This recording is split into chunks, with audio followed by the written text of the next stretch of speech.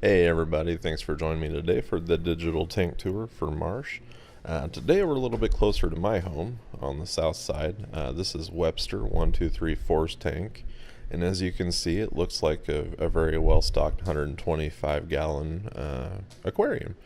But if you take a closer examination, the lights above it you see are each 4 feet long. This is an 8-foot long aquarium jam-packed with corals.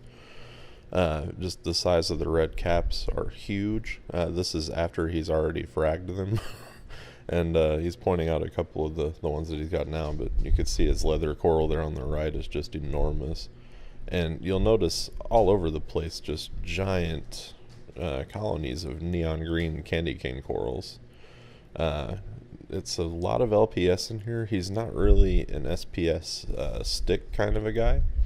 But he does have some in there growing out, which he got from Reeftopia, the subject of our last video.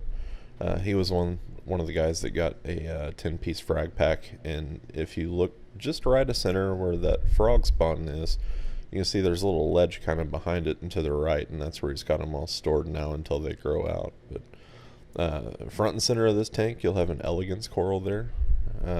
Just a very, very broad range of fish as well. And as you can see, the equipment's pretty standard. You've got a sump, some media in it. You'll see a skimmer here. To the right of all this is his auto top off. But just a basic setup, just on a larger scale than what you would normally see. And additionally, there's a chiller on this system.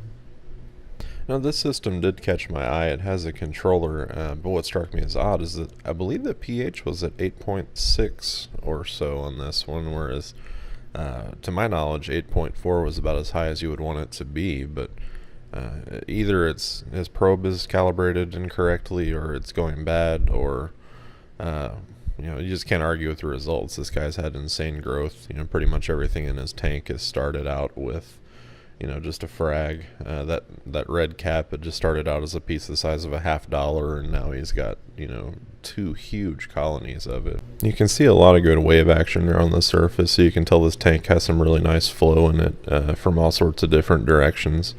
That's probably got a lot to do with the success that it's had.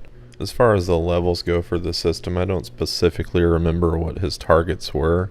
But I do know he checks often, and he's very steady on them. So he's got a very, very steady amount of growth. You don't see his tank stall out from time to time and then start up again. The consistency has been the key for it.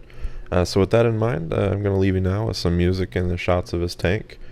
Be sure to tune in next time. Thank you guys for watching. Be sure to like, comment, and subscribe. Have a good day. Bye-bye.